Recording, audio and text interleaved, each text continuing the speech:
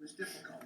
I predicted it would be, and it always is. The topic we covered last week of astronauts experiencing life near a large gravitational mass is mind-bending. So today That's a pun. Anyway, that's right. Bob is right. But today we're going to come back down kind of to Earth, or at least our neighborhood, and talk about the technologies that are used to measure the cosmos.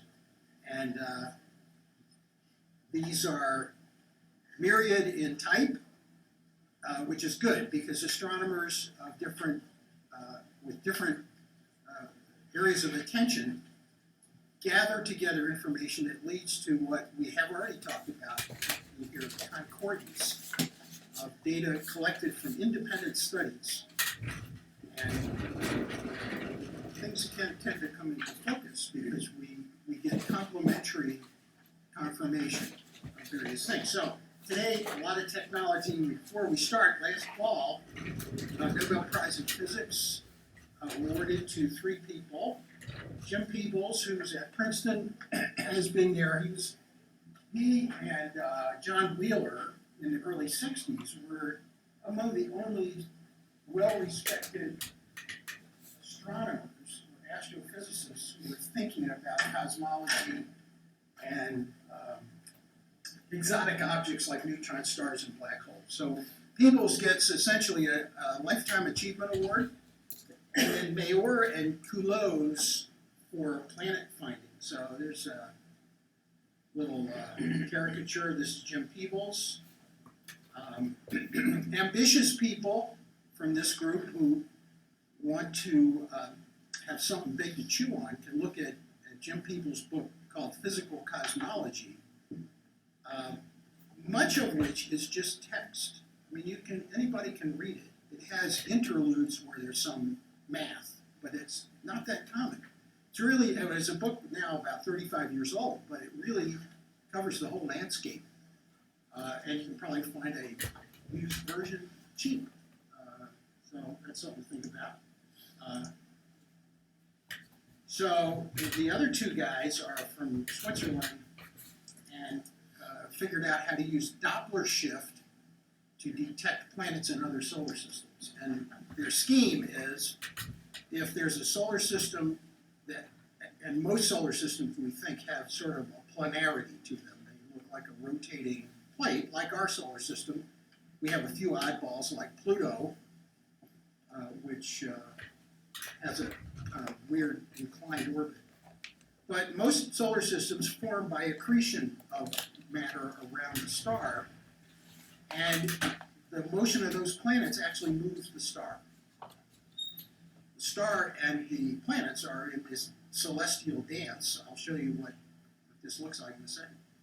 So, for example, in our solar system, Saturn and Jupiter, the 2 biggest objects, are tugging on the sun. The influence of Earth tugging on the sun is trivial in comparison.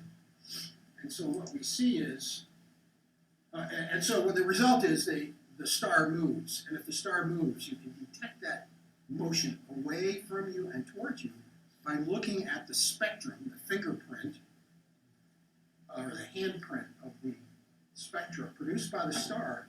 It moves back and forth. And this is an example of what you would see if you were outside our solar system and were looking at the sun and didn't know there were planets here. This is a time history. It goes back to 1945, and these rings, it's a continuous line, shows the motion of the center of the sun under the influence of principally Jupiter and Saturn. So, Don't tuck it. yeah, sorry, that was my fault. I locked you out. Well, we all make So, mistakes. if you look at the notes, you can see this in a little more detail, but the sun moves around, and that would be detectable if you were an extraterrestrial looking at our solar system. Now, it turns out the size of the motion of the sun under the influence of our planetary system is so small that the motion, these curves, are confined inside the sun. So the sun is moving. You have to have extraordinary instrumentation to detect this. And that's what this Nobel Prize was for, building astronomical instruments able to detect the motion. Question? Yeah. So when they look at the spectrum up from the sun or from a star, they're looking for very slight shifts toward infrared or ultraviolet. Toward and away. Right. Right. So yes, blue shift and red shift. Well, actually, here it is. What does limb of the sun mean? So there's, on here is the nucleus of the sun, which is where the thermonuclear fusion is going on. The limb is the thing we see. It's the glowing ball. So this is actually data from these two guys where you see the velocity. This is velocity over time measured, that's a week. And you can see a star, this is the Pegasus 51 Peg, I think it is, has planets, and so the star actually moves toward and away from us. Now, if you happen to be in a situation where the disk of that solar system is oriented this way, you don't see Doppler shift from that.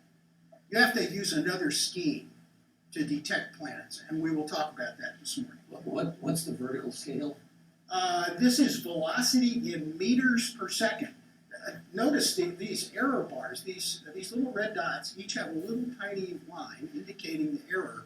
This is on the scale of measuring, not quite, but almost as good as what the police have if they're out on the highway with a laser measuring your speed or radar.